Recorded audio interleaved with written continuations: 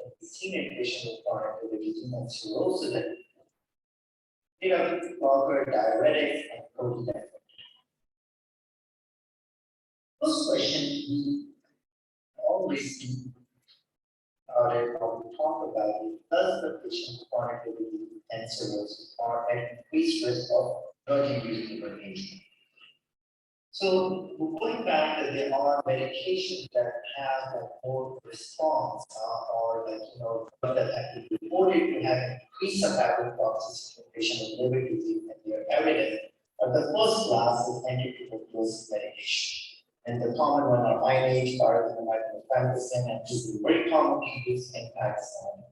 HIV medication, antiretroviral, methimazole, thyroid, methotrexate, valproic acid, vitamin K, metazotrones. These are some of the commonest agents that has been associated with increase in the hepatitis. There are other compounds like antibiotics, but this commonly, and there are with evidence. Now, this is an interesting study from Asia that looked at the patients who had underlying liver disease, especially hepatitis B, and they looked at the drug-induced liver injury because of anti-TB treatment. So they have 390 patients for anti-TB treatment, and then they have controlled. They have used like hepatitis B positive, now this is carrier, which we don't use anymore. However, patients with hepatitis B on TB treatment, they have more suspected drug-induced liver injury is defined as when the ALT was greater than 1.5 compared with the normal 2 consecutive patients in 4 weeks. And as compared to people, patients who were not have hepatitis B or controls of hepatitis B who were not in treatment for TB. And most of these episodes of ALT elevation were also in patient. There was some evidence pointing towards that patients with hepatitis B on anti-TB treatment had a more increase of drug-induced liver injury. So the drug-induced DILIN is the drug-induced liver injury network in the US, which has been going on for many years. They looked at specifically in their prospective study that they found that 10% of patients with drug-induced liver injury had pre-existing liver disease. Most common that they have these pre-existing liver disease and then have drug-induced liver injury. The highest frequency they saw was with a very common prescribed antibiotic in the United States, azithromycin.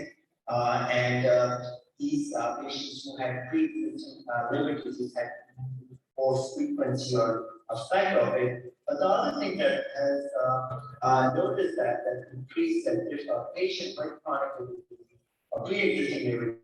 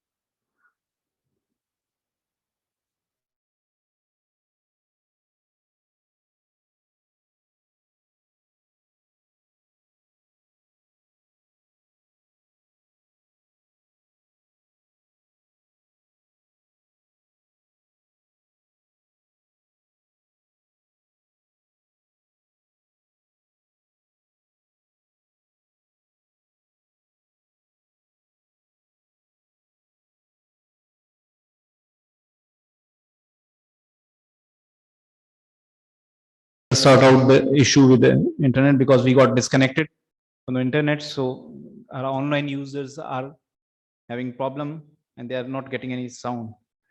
So this session would continue with the next talk, which will be starting next. It would be by Dr. Farooq Khan, and it would be on the dietary advices and nutritional assessment of chronic liver disease patient.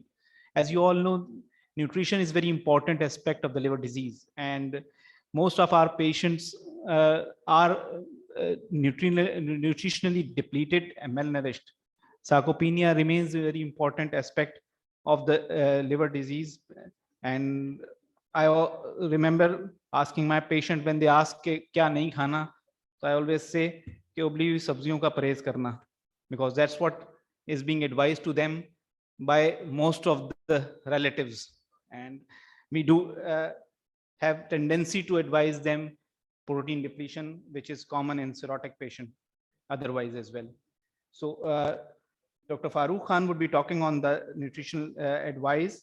He's a consultant hepatologist and hepatobiliary physician at University Hospital Leicester, and he is one of the leading supporters of the PSH. As you know, in the last 5 to 7 years, he has been very regular visitor and frequently in the PSH meetings, and other than PSH meeting in regional programs as well. He has been here and he supports the endoscopic workshops and Pakistan Society of Hepatology programs. And very well known, and he has been attached to the ECHO program, which is again one of the Pakistan Study of Hepatology project, which we take with treatment of hepatitis C. He will be joining us live as well. And let me connect. Are we okay now? Can we please talk? और बस अब आप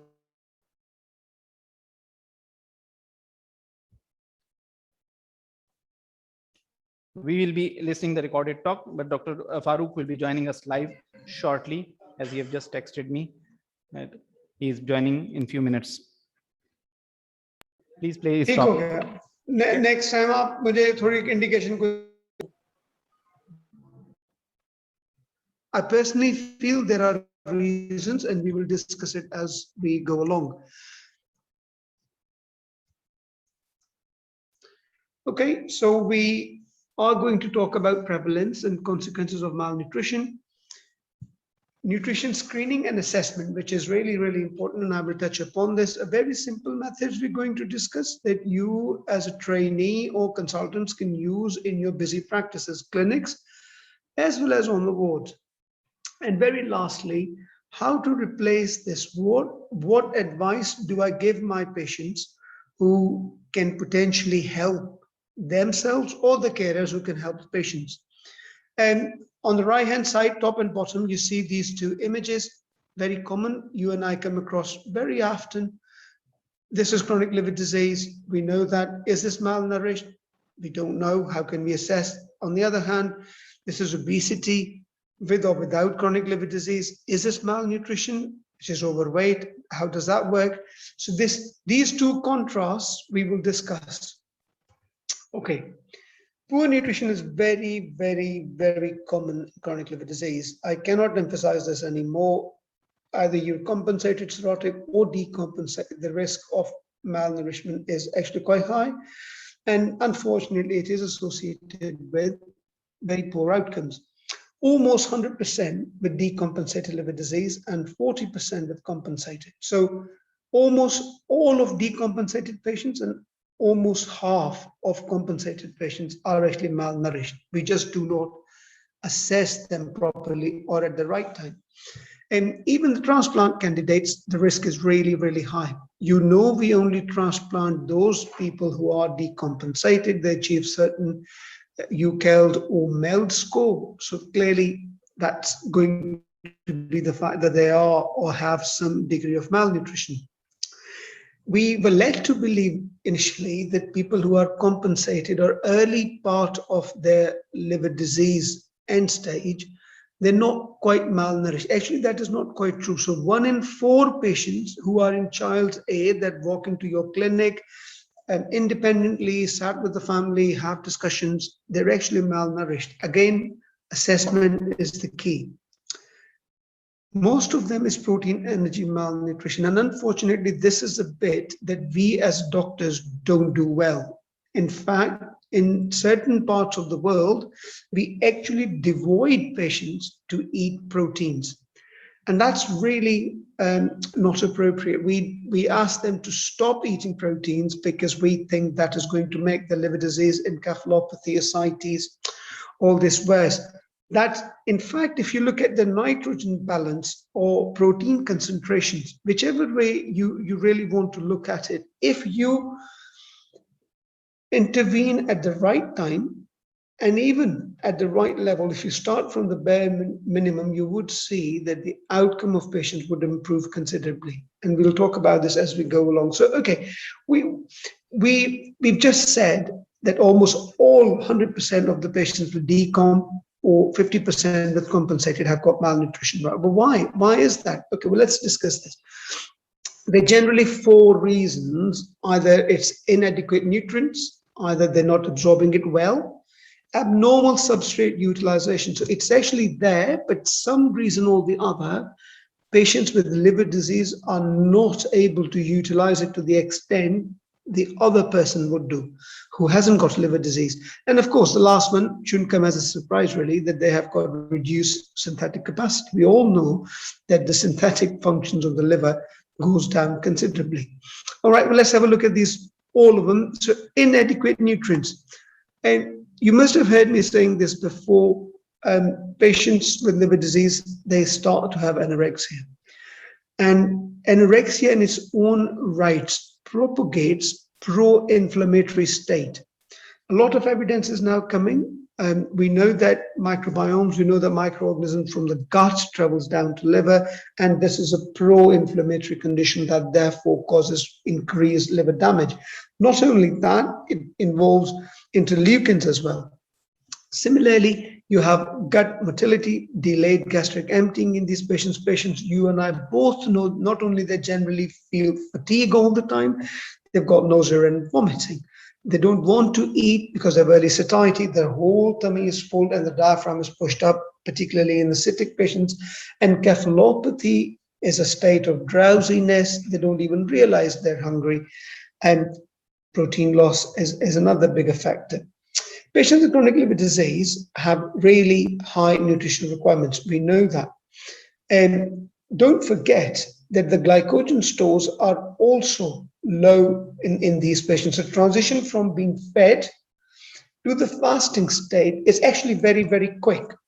And this is the reason that if you would have heard my talk on encephalopathy, you would remember when I say that when you and I go to sleep at night for 8 hours fast, that is actually equals to 3-day fast for a decomp liver disease patient when he goes to sleep.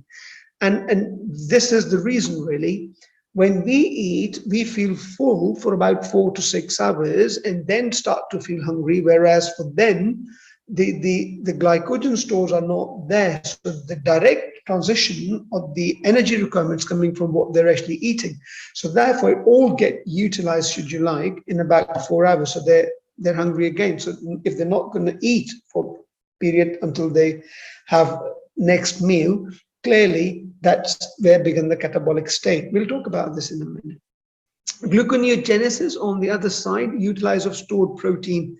And now your muscles becomes a factory where they're now going to achieve, and you know very well that patients with chronic liver disease, they start to lose their muscles from the face first, then the shoulders, then the pectoralis, and this is how the cachectic or the sarcopenia kicks in, which in its own right is an independent risk factor for mortality. Okay. And factors related to alcoholism in our part of the world, poverty in your part, we've seen this a lot in subcontinent, and this really, really kicks in and does not help the whole global nutritional assessment.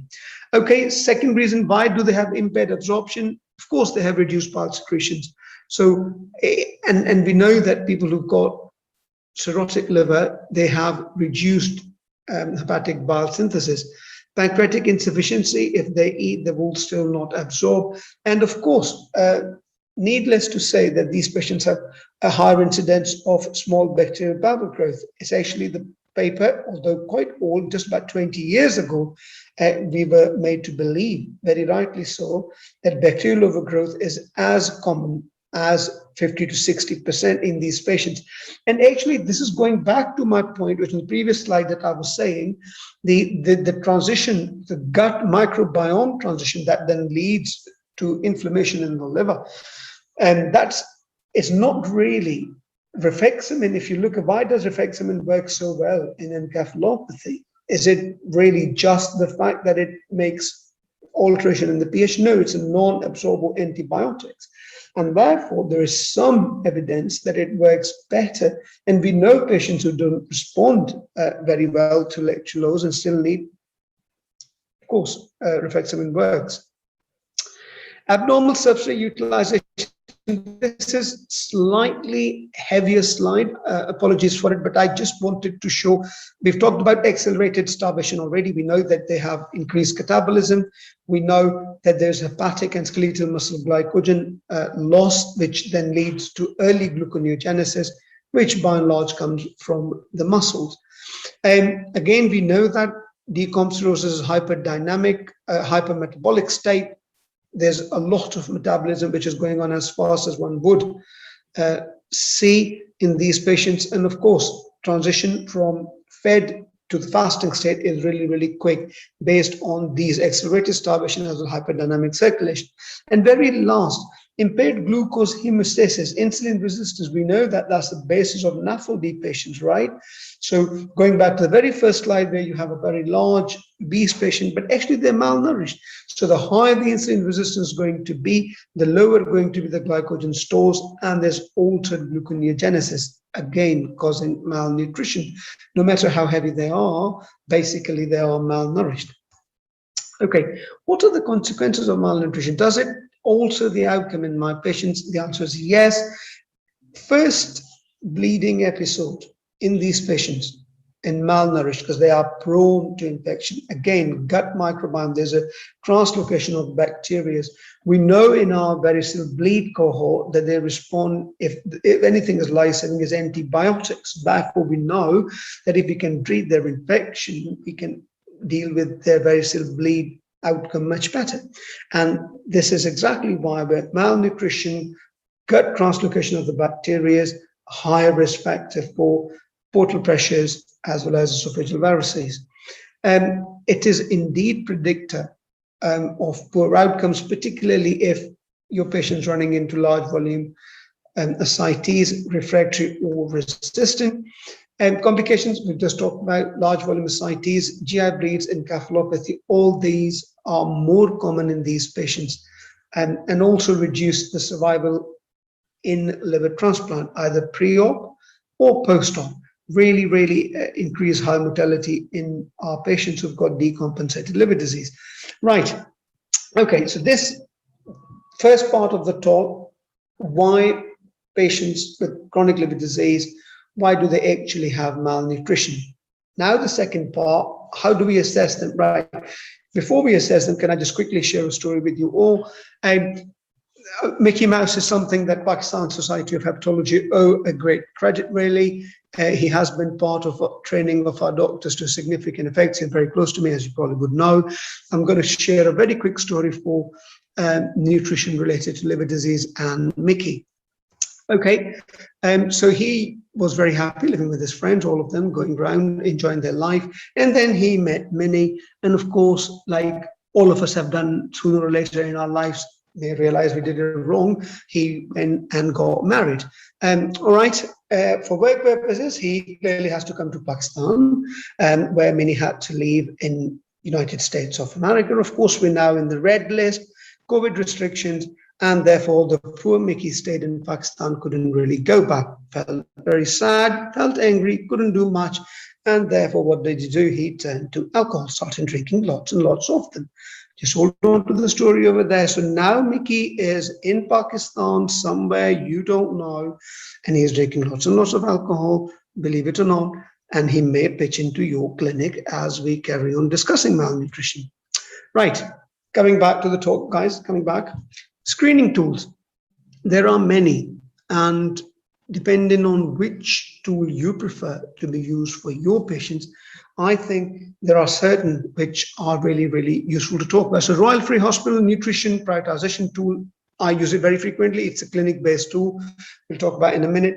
And Subjective Global Assessment is another, Hand Grip is another, and the Royal Free Hospital Global Assessment Tool, which is mostly for inpatients rather than outpatients. May I mention MUST tool, which is the most common screening assessment tool. It does not actually work for chronic liver disease patients. So be very careful. Okay, so Royal Free Nutrition Prioritization Tool. What is this? It's just a 3-step tool. It really does take you 3 minutes. It involves patients with ascites. It also includes their BMI, the dry BMI, the true BMI, really, as it were. It considers completion of meals. It also considers weight loss in the last 3 to 6 months, not just in that episode that you're seeing your patient. And of course, it will consider the last 5 days. You can score your patients on the basis, and if the score is 0, it's low, no intervention is needed. You just repeat the score when you see next time in the clinic. If the score is 1, then you offer nutritional advice, including oral nutrition supplements should they require. And if the score is 2 to 7, they're high risk, which means you need a dietetic to see these patients. Hand grip. And if I were to recommend something, I would really advise that all of us, particularly who are running independent clinics or hospitals, as well as busy wards, have this tool freely available. And where I was trained in Leeds for my transplant, this is something we used to do in our pre-transplant patients, and we not only assess, but also monitor there whilst they lead up to the transplant day. It's very easy, very quick, non-invasive. The readings have got comparators against male, female age, and they will tell you whether how far they're from and what do you need to do in terms of their nutrition. It is very helpful. It correlates directly to their mortality. Not only that, it works better than other tools, and it predicted poor clinical outcomes even at 1 year, not just for mortality, but for ascites, hepatic encephalopathy, as well as SPP. So if anything you want to take away from this talk in terms of assessment, I would say do the Royal Free NPT, which is Nutrition Prioritization Tool, 3 steps I just said for end-stage liver disease patients. And the second is Hand Grip for them. I'm quickly going to mention this tool, which is largely for inpatients, but this is done by dietetics, really. I wouldn't think it's easy for you and me to do it. For us, just do the screening and keep Hand Grip for your clinic patients. And if the screening NPT tool tells you that this patient is high risk, this is where you involve your dietetics, and they should come and do this. Very quickly, last slide on assessment, you could see that if your patients are severely malnourished, not only that the decline in terms of month of the diagnosis of the disease is fairly rapid between adequately nourished and severely, but also if you look, the mortality is within the first 3 years, and it is actually quite significant. Okay, moving on to management, last part of the talk. Don't forget, right, we did say Mickey is somewhere around in Pakistan. He is drinking loads and we don't know where he is, and he might pitch into your clinic. Oh dear. So Minnie now got hold of him over the phone, and she is now telling him off, asking him to go to see a doctor. And therefore, the dreaded moment has come, guys. This 35-year-old Mickey with moderate ascites and jaundice, he walks into your clinic. Right, all right. As he walks into your clinic, the phone started ringing. You pick up the phone. Who is on the phone? Oh dear. It's Mickey. And now the call coming from Minnie. Now, she wants to know, how is Mickey doing and how are you going to make him better, doctor? Do you know if he's malnourished? How are you actually going to work out his calories? Right. Before we go down to that specific case, we all know that how do we work out the ballpark figure for energy requirements for compensated disease? It's about 25 to 35 kilocalories with proteins of about 1.2 gram per kilo a day. But the decomp disease, it's 45 kilocalories, whereas the protein can go up to 1.8. I really want you to focus for the 2 seconds, really. Mortality in patients whose kilocalories are less than 100 a day is about 80% on that admission where your assessment have said that they were going low. If you compare it to those patients of liver disease who are having around 3,000 calories, it's 0%. So the outcome is hugely different. Right, how do I work out dry weight? And then when we say dry weight, a very quick guide for you guys. If your patient's got mild ascites, you take 2.2 kilos away. For edema, take 1. Similarly, for moderate, 6, and for severe, 14 kilos. Next thing is very important, which we call stress factor. Lots of us, we don't really focus on stress factor. And I just want to say, if you're decomp liver disease patients, please at least add 25 to 30% for it. So coming back to Mickey, 35-year-old, moderate ascites. His weight was 71 kilos when the nurse did it, but because we said he's got moderate ascites, you take 6 kilos away, and therefore he's 65. So his maintenance is around 2,600 calories. Remember, he's decomp, so put extra 400 for what you need to replete. Similarly, for the proteins, 78, but remember he was decomp, we said he's 1.8, not 1.2, so we need to go an extra mile to reach for that stress factor.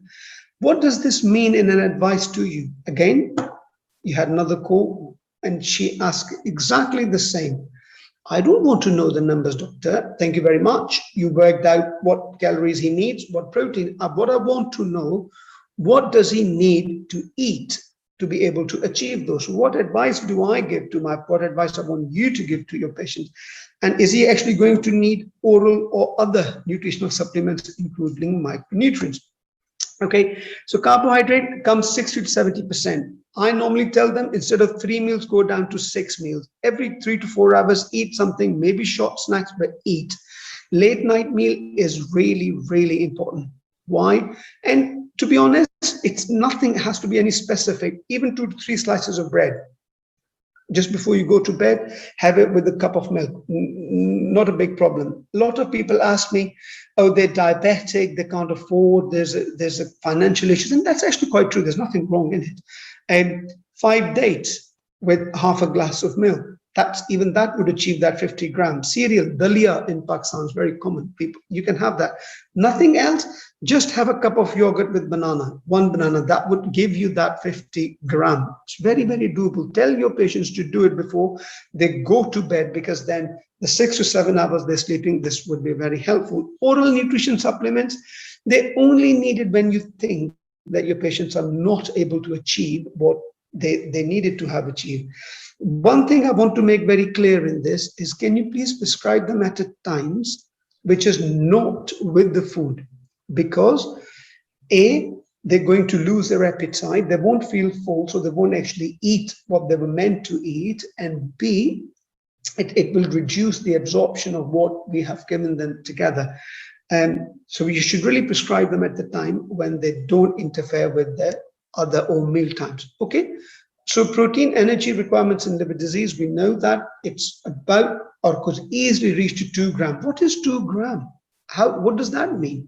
So for Mickey, for example, we said that he's going to need about 110 grams of protein. What does that mean? Okay, a simple bowl of chicken gravy or curry, jisko chicken ka salan kehte ho aap log, just one portion of chicken, either leg piece or a breast piece, it gives you about 15 to 18 grams of protein. With 1 chapati, depending on the size of it, is around 6 to 8 grams.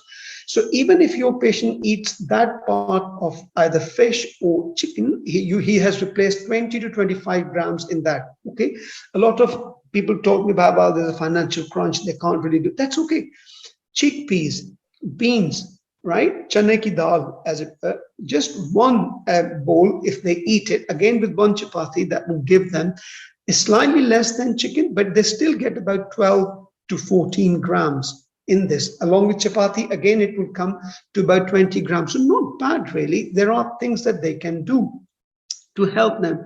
And very lastly, what micronutrient deficiencies you're going to replace. I think it's entirely reasonable to check their calcium, to check their vitamin D, thiamine, and replace them, because this is really really important and it going to make a difference. So be very clear in your advice to what you give to your patients. Be very specific to what they need to eat. Write them a chart. Very important to educate. And please, I said this before, please educate your nurses who work very closely with you. Write an A4 size of paper. What you want your patients: compensated cirrhotics, one leaflet; decompensated, second leaflet. If you don't educate your nurses and your team, if you don't, I am more than happy. Send them to me. We'll arrange sessions with them and we will tell them what to. If you are busy, that's okay. I will do it. But I think this needs to happen. This part hasn't really been working. And just by simple assessment tool and by simple interventions, we can make a huge difference. And when these patients, when they reach transplant centers, they will really call you and thank you for interventions, because I think the outcomes are clearly different. And what you've given advice to them, I'm very grateful. You've managed to look after Nikki very well. I'll stop here and I'll take questions. Thank you very much. Thank you, Farooq. And we'll take questions at the end of the session. Our next talk is by Dr. Nadeem Tihami. Dr. Nadeem Tihami is going to talk about the risk stratification, optimization of the cirrhotic patients for the elective and emergency surgery. Dr. Nadeem Tihami is consultant gastroenterologist and hepatologist at University Hospital, Southampton, England, and he has active interest in cholestatic liver syndromes, chronic liver disease, and liver transplant. He plays active role in telemedicine, and he has been regular faculty of Pakistan Society of Hepatology.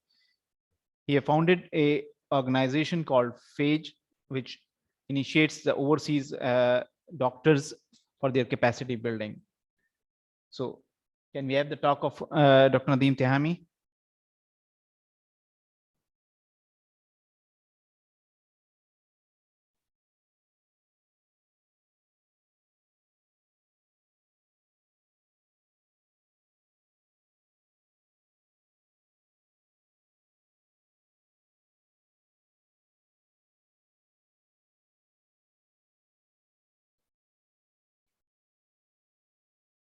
This is Vaman.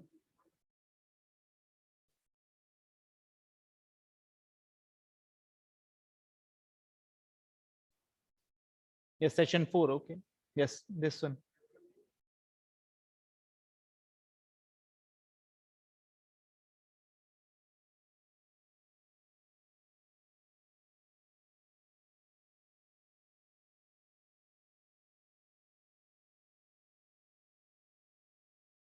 Dr. Nadeem Tihami is live with us, already present in the session, and we'll be taking questions with him.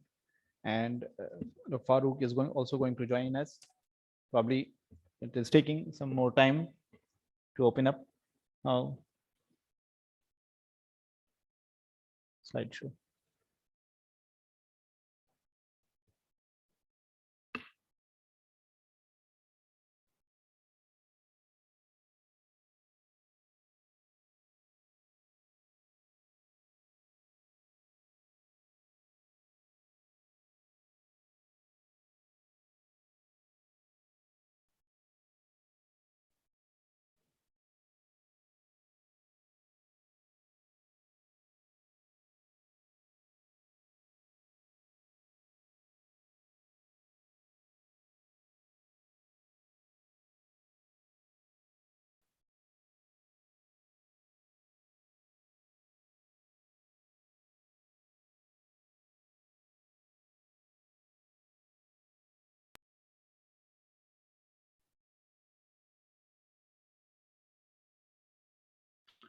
Bismillah ar-Rahman ar-Rahim. Assalamu alaikum, ladies and gentlemen, chairpersons of the session. I would like to thank the organizers for the invitation. I hope you've sent me in a correct batting order and not as a night watchman. And if you have, then you would have had two fantastic talks by two eminent hepatologists and great friends. It's a shame that I cannot be there with you physically. I am here in Southampton, which is a city located along the south coast of England, an hour's drive away from London. So if you happen to be around this neck of woods and we are out of COVID restriction, then you're very welcome to come and visit us. So my remit for this session is to discuss validated risk stratification systems, talk about a key prognostic factor in patients with cirrhosis, which is quite close to my heart, with a view to optimize our patients for a safe outcome of surgery. And when we are discussing all this, our patient is at the center stage. You're all well aware of the different stages of fibrosis which lead to the development of cirrhosis. Once a patient has developed cirrhosis, there are patients out there in the community who we don't know really about. So who do we know? Or in other words, which is a single best prognostic factor in patients with cirrhosis? So let's just park this thought for a minute. And let me just take you through a couple of cases. First is of a 28-year-old lady who had pan-ulcerative colitis. She was on 5-ASA. She also had quite an advanced PSC with portal hypertension, as you would see from the images on the right side of the screen. She had already been accepted on liver transplant list. She presented with acute severe colitis, did not respond to steroids or rescue infliximab. Her stool was not as happy as you see here. However, the cultures for common pathogens, C. difficile, CMV were all negative. On day 3, her CRP was still elevated and her bilirubin was falling. Question was it safe to proceed with colectomy? And if not, were there any other measures to reduce her portal hypertension? So second case was more straightforward. 56-year-old man with colorectal cancer diagnosed on bowel cancer screening program. He had risk factors for metabolic syndrome. Staging CT demonstrated METs which were deemed resectable. There was a concern that he may have had an underlying advanced hepatic fibrosis stroke cirrhosis. The liver edge was irregular, spleen was borderline enlarged. There were venous collaterals on scan, and his platelet count was also borderline low. So clearly, surgeons were concerned that there was a risk of potential hepatic decompensation post-surgery. Before we discuss further about our cases, let's talk about the things that we do well or should do well. Most of these things have already been covered, but it's important to manage patients' deteriorations and complications actively. So this document that you see on the right side of the screen is a decompensated cirrhosis care bundle produced by Basel and BSG. It is very useful for junior doctors and non-hepatologists when they're managing patients in first 24 hours after their presentation with hepatic decompensation. So I would strongly encourage you to consider using this if you're not already using it. We want to address our patients' nutrition needs, prescribe exercise or prehabilitation program, and address all other needs, including their psychosocial support. We work in multidisciplinary team, therefore we have to ensure that our surgeons are appraised if a patient is admitted with deterioration whilst waiting for a surgery.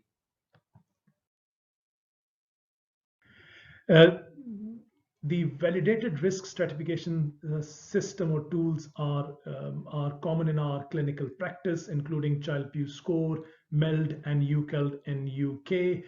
Mayo postoperative mortality risk score is an online tool, easily accessible and very useful if you're asked a question about a surgical colleague about risk of deterioration, mortality, morbidity in your patients who are being considered for a surgical intervention. Important thing here is that as per AGA guidance, there is no single definitive risk stratification system to determine operative risks in all patients with cirrhosis, and AGA therefore recommends using multiple methods simultaneously. A recommended approach for pre-op risk assessment, we want to look at the type of surgery that is being considered. If it's emergency or elective. In cases of an emergency, are there any obvious contraindication? If so, then surgery is contraindicated. If there are none, then we could support our surgical colleagues in planning and proceeding for surgery. In cases of elective surgery, we still have to ask and answer the question about the evidence of underlying cirrhosis. And if there is none, then patient can again be supported to proceed for surgery. In cases where there is evidence of cirrhosis, we should try to stratify them using validated tools. into three common categories as a traffic light system, which I'll discuss a little bit further in the next slide. So if a patient has a MELD of less than 10 or child class A, then they can proceed to the planned surgery. And those with MELD score is more than 16 or their child class C, then we should consider alternative options if available. This is a group of patients we should also ask if they've been considered for transplant assessment or not.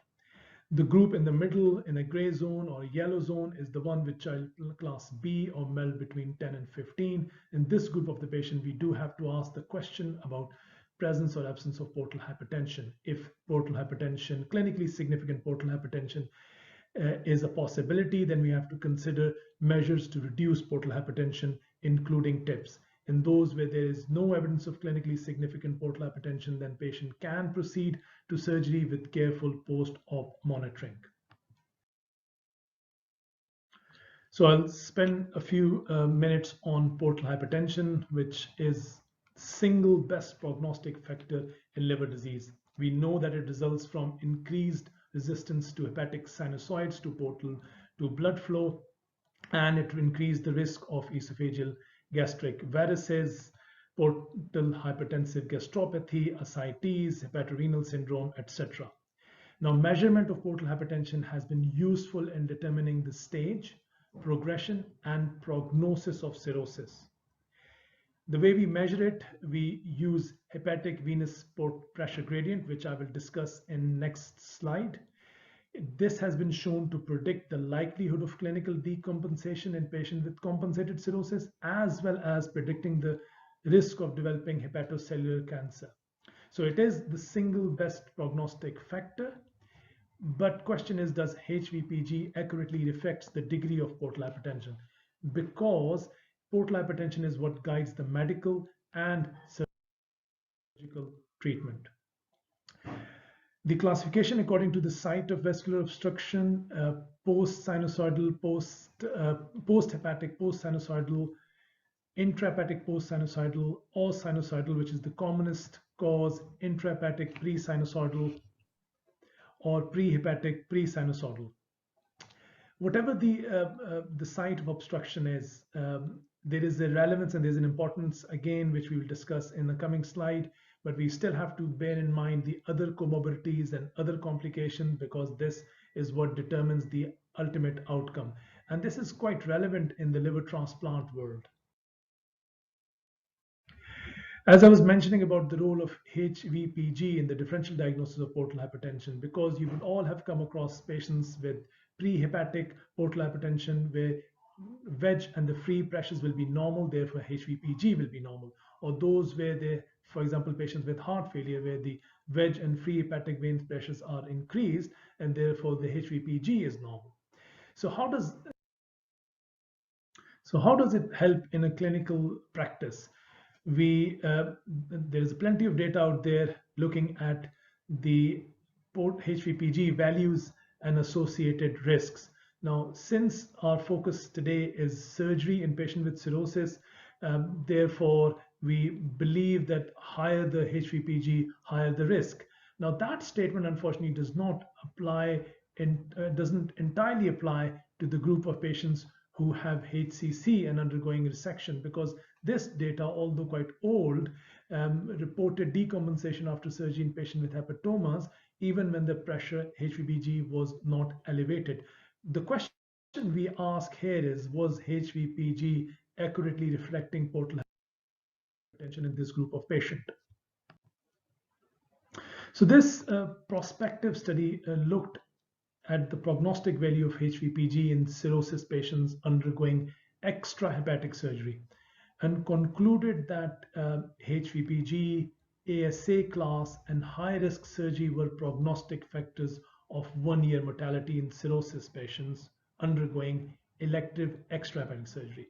So HVPG values of more than 16, especially more than 20, were associated with high risk of post-surgical mortality. So let's discuss how we measure it in clinical practice. We diagnose it by percutaneous transjugular pressure measurement. Now, this method, as we all know, is invasive.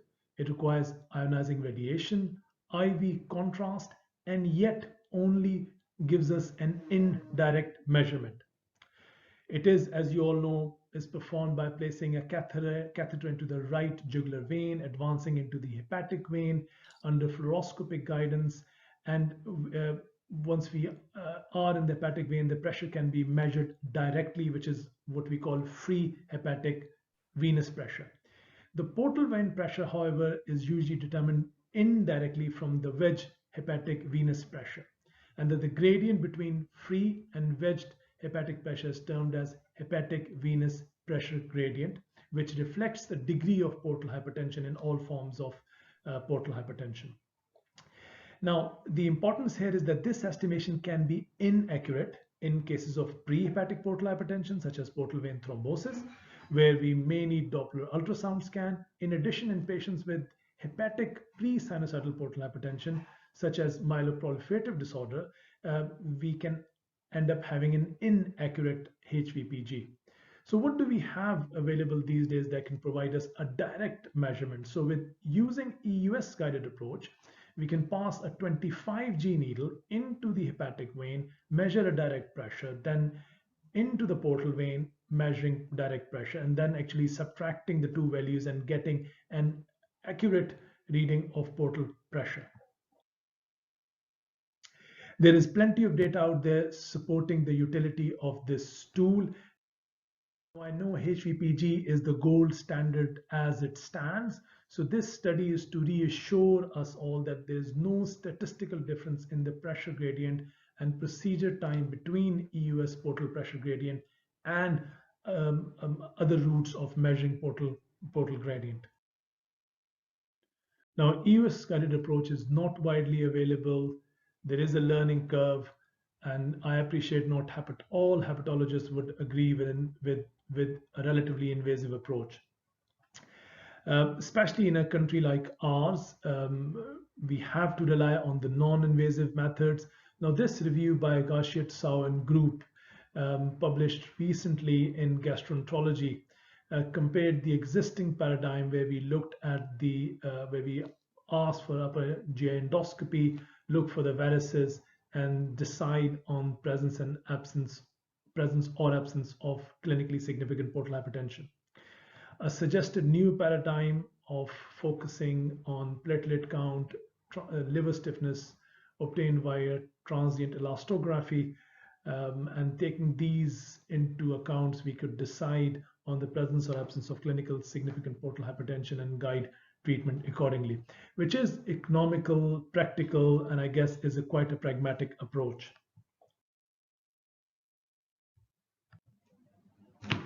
So let's talk about actual surgery in patients with cirrhosis. So we have to ask the question, what type of surgery is being considered, anatomical site and timing of the surgery, because there's a lot of variation between elective and emergency surgery, hepatic and extrahepatic surgery. There are certain high-risk procedures such as HPB, intra-abdominal, cardiothoracic surgeries. Pathology is always a dynamic process. Likewise, surgical risk is continuous, and there are no absolute cutoff values for excluding patients with cirrhosis from surgical procedures. We therefore have to weigh the potential benefit and risks working with other colleagues in MDTs. And if surgery is deemed necessary or appropriate, then it should be done in centers with expertise of managing patient portal hypertension. This is also important when we are considering whether it's hepatic or extrahepatic surgery. We know or have seen patients who've been diagnosed inappropriately as cholecystitis because of the edema of the gallbladder wall. Now, cholecystectomy itself, there's a significant risk of complication in patients with cirrhosis, and therefore it should be avoided in patients with confirmed diagnosis of cirrhosis. If it, as I said, if it's needed, then has to be done in a center with expertise. The same applies to abdominal hernia surgery, except for incarceration that cannot be manually reduced, or suspected strangulation with bowel ischemia or gangrene. The surgery should be avoided in patients with cirrhosis and ascites, unless the ascites can be completely controlled. As you would all appreciate that the wound dehiscence, peritonitis, and poor outcome frequently occurs when ascites recurs after hernia surgery. The special case of primary liver resection in patient with cirrhosis, usually for malignancy, is well studied, thoroughly studied than other general surgical procedures, and data does support safety profile of segmental liver resections in patient without clinically significant portal hypertension. So based on our understanding, obviously the transplantation remains on back of our minds. If the patient does decompensate after surgery, they may become a candidate for transplantation. Unfortunately, there isn't a clear cutoff when we look at the MELD score for selecting patients for liver transplant evaluation before elective surgery is considered. The AGA recommends that preoperative liver transplant evaluation when predicted 3-month mortality rate is more than 15%, or when the MELD score is more than 15. Another important type of surgery to discuss is bariatric surgery. This study from USA, where they identified the patient, so it was a national registry sample between 1998 and 2007. They had 3 groups of patients: decompensated cirrhosis, compensated cirrhosis, and those who didn't have cirrhosis. Decompensated cirrhosis were identified patients who had diagnosis code of ascites of varices. Limited number in that group, but you would not be surprised that the in-hospital mortality and length of stay was higher in patient with decompensated cirrhosis compared to those who did not have cirrhosis or had a compensated cirrhosis. I don't want to undermine the importance of bariatric surgery. I would therefore like to share this multi-center retrospective observation study performed by the obesity group of Spanish Society of Endocrinology, where you would see that although there was no significant impact on the MELD score, but when we looked at all the metabolic risk factors, across the board, there was a significant there was a positive impact of bariatric surgery. So they concluded that the bariatric surgery in selected patients with liver cirrhosis has metabolic benefits that could potentially have a positive impact on liver prognosis.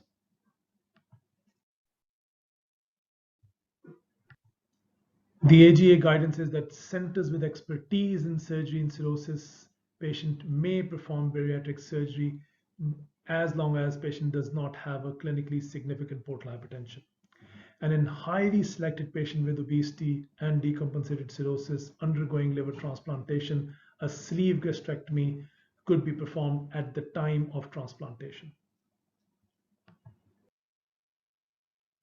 So in remaining few seconds, let's briefly discuss the measures to reduce portal hypertension, mainly pre-operative tips. The benefits, as you all know, of prophylactic tips are restricted to bleeding, and physiological changes can take weeks. We offer it mostly to patients with Child-Pugh A or early B, and not in those who have Child-Pugh C.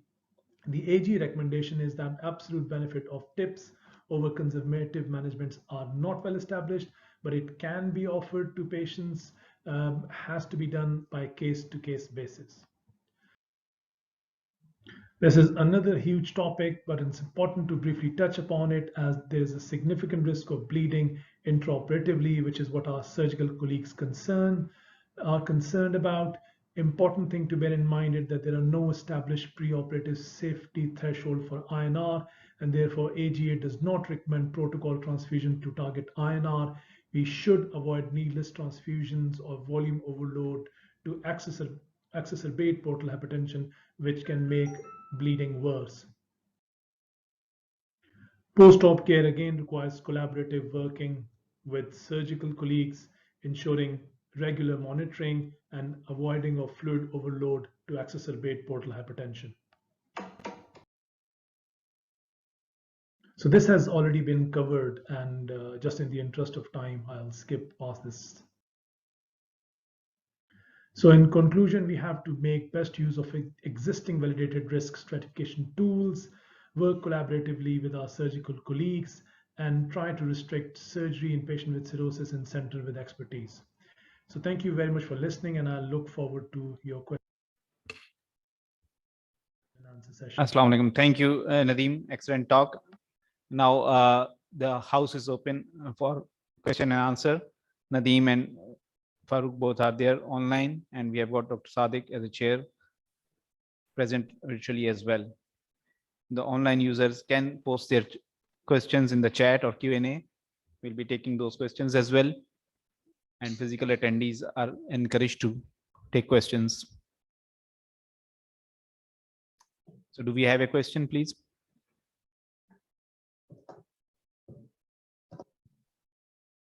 Professor Altaf? Yes, sir.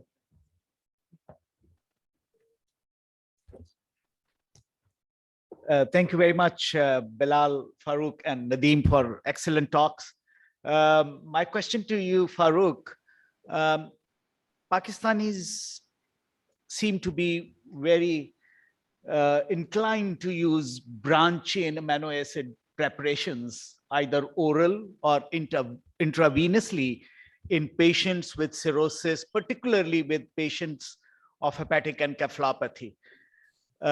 Could you kindly briefly just guide us through what is the role of branch chain amino acids in the management of cirrhosis in our patients? Thank you. Thank you. Assalamu alaikum, everyone. Sad not to be there, but pleased still to be the part of it. Thank you. Branch chain amino acids are, if you look at the evidence, and particularly for nutrition, if you remember during my talk, we'll talk about increased gluconeogenesis and the pathways in the skeletal muscles. If you look at all the branch chain amino acids, their role really, if evidence from there, is muscle mass forming or bulk forming. And there is some evidence, particularly in the high dose, that they can reverse. They can't really do much with the glycogen storages because that's, of course, have gone down partly for the liver disease, of course.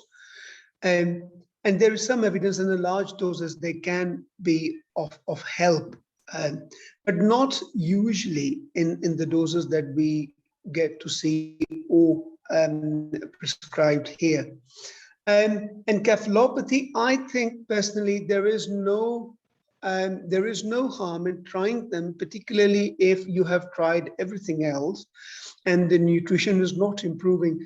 Although, may I please suggest to the audience as well as to the trainees in particular that if you really want to improve nutrition, it is not uncommon that you admit your patients for very short durations to get them feed. Now that feed is dietetics assessed feed to try and reverse all the metabolic, well, in fact, the catabolic pathways that starts kicking in place in your decomp liver disease patients, in particular, child C, before ACLF and organ failure kicks in.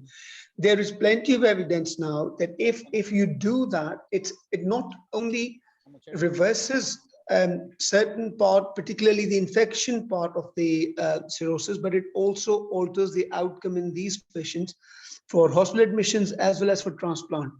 So if you really are worried about your patients who can't sustain their nutrition and they have ongoing encephalopathy, you are really, really struggling to treat them every day 3, day 4, and they are coming to hospital, I think it's very, very useful to admit them and start NG feed.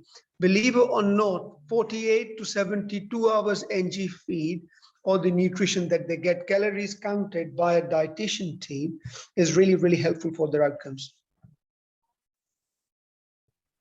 Thank you, Farooq. And there is another question on the chat. Means more clarification on salt restriction. What do you mean by no added salt or 88 to 120? Probably what they want is what it is meant in real life. Okay, that's very nice. Thank you very much. जब आप time देते हो ना 20 minutes का, फिर बड़ी चीज होती है जो मुझे खुद गोल करनी पड़ती. That's nice. Thank you very much. So guys, जो एक आप लोग use करते हो ना चाय का चम्मच, right? So unheaped spoon of salt is by and large 2.3 to 2.5 gram of salts of sodium. Is everyone clear on this? एक चीनी का चम्मच चाय का for the whole 24 hours, this is 2.3 to 2.5 grams of salt that you have given to your patient. I think by and large, I would suggest that इसलिए जब हम कहते हैं ये कि आप salt को restrict करो, we never say, and we never actually aim for that you should stop salt completely. What you should do is use the tip of the spoon for your patients having made their meals. Don't ask them to make their meal tasteless, because they will stop eating and that will have a rather bad impact. Thank you, Farooq. There is another question from Dr. Asad, probably. Ji Farooq, good to see you. Can you hear me? Yes, yes. My question is Camera. IV albumin is a good source to build up albumin, or egg white 3 to 4 per day will be a good source? What do you suggest your patient? Okay, so first thing first, IV albumin, I do not replace, I never do and will never do to replace just for the sake of albumin or just for the sake of nutrition. अच्छा, अब तो actually जो हमारी एक सबसे common reason होती थी ना IV albumin use करने की in decompensated liver disease patients, and we've actually now learned that the outcome for infections and the outcome for these patients isn't really terribly different. So it isn't a game changer as we were led to believe that IV albumin is. Number one. Number two, please, if you are worried about their nutrition and their albumin levels are very, very low, that's probably because of the severity of liver disease rather than nutrition. And this is slight misconception which has gone down, and probably from us, the message has gone out in other communities of doctors, that if the albumin is low, then probably patient is very, very malnourished. Well, actually, if you really, or aapne meri talk mein bhi dekha hoga, I've used a word nitrogen cycle. If you really want to see if your patient is malnourished, apart from other tools, look at their urea and their creatinine. So malnourished patients, chronic liver disease patients, their nitrogen balance is very much impaired. And one of the ways you look at it is this. Okay, agar aap unki nutrition ko replace karna chahte ho, I do not think IV albumin by any chance is the mode of that. If that actually is NG feed, you give them nutrition. Agar aap orally replace nahi kar pa rahe ho, to oral nutrition supplements pe chale jate ho. Agar wo nahi ho rahe ho, so you invite them to get admitted to hospital for 48 for 72 hours, and you NG feed them, see if they're starting reaching there, and day 3, day 4, you reduce the feed, add oral nutrition into it, and day 5, day 6, they go home with oral nutrition supplements. So coming back to your question again, Asad, which are the patients that we will then actually use IV albumin? So the patients who are septic and who also have evidence of renal impairment, right? And patients who have large volume paracentesis, and they are every time coming and the huge volume has been taken off. So refractory ascites. And last category that I would use actually is the one whose sodium is very, very low. What is my cutoff? Really, there isn't a cutoff in the research either.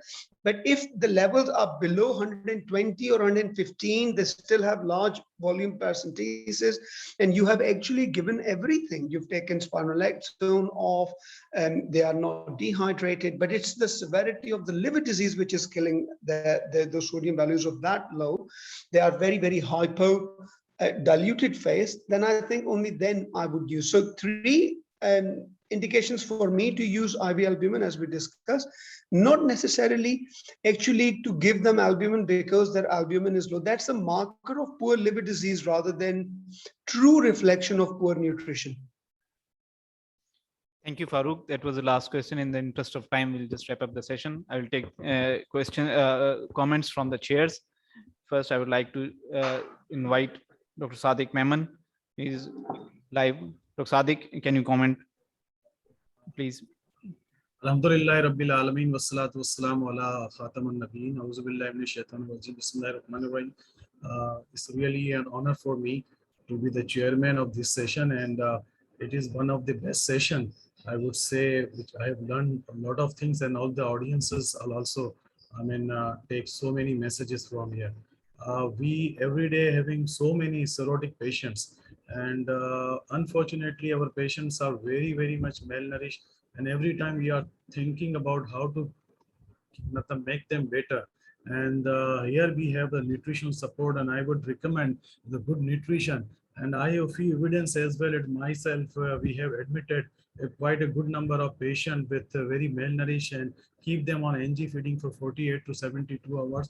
And we have very nice results of this. So the recommendation Farooq is really endorsed by me and our colleague as well. We have admitted quite a good number of patients who are very much malnourished and keep them on NG tube. And we have very good.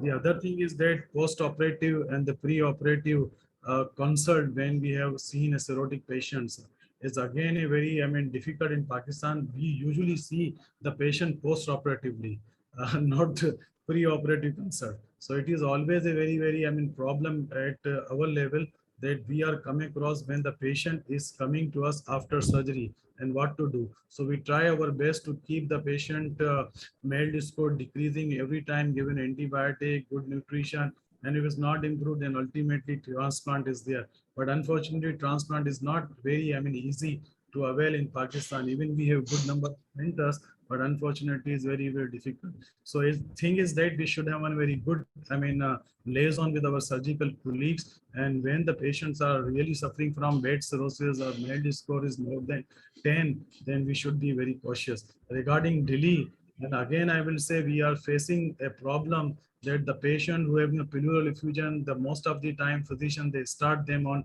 ATT before doing even pleural fluid DR.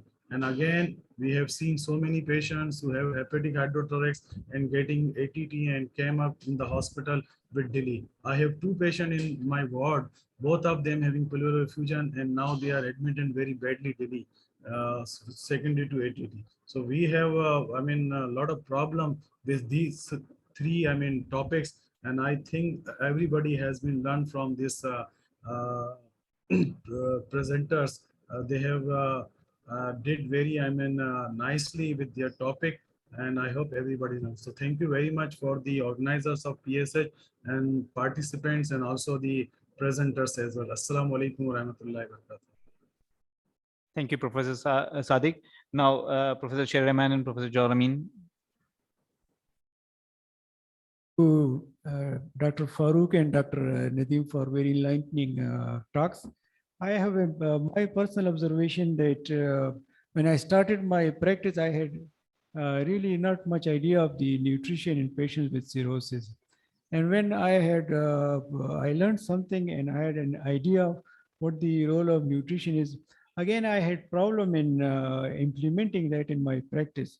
When I would consult my patients, and when in the next visit, when I inquire about particularly the protein intake, they would say I'm not being given any protein in the house, and the main factor would be the women folk. In our area, there is a concept of say garam and yakh, heart, and the protein is considered as a hard component of the food, which is sort of considered deleterious for the liver. So the one component of improving the nutrition is the education of the healthcare community. But the most important is also the education of the community itself, because despite being detailed counseling, I had a hard time in implementing the improving nutrition of my patients. Thank you. Professor Johar and Dr. Noman.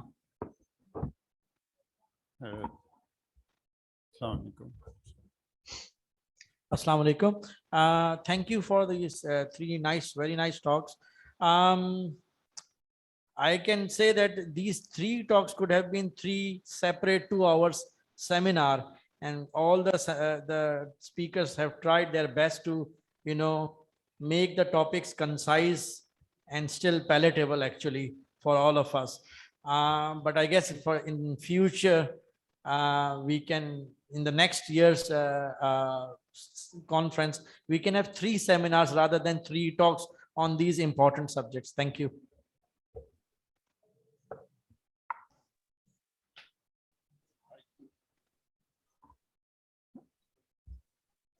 I would like to thank all the speakers for the wonderful talk, and especially the Farooq Khan for the very interesting topic and an interesting talk. And we have, he has enlightened us with his great words.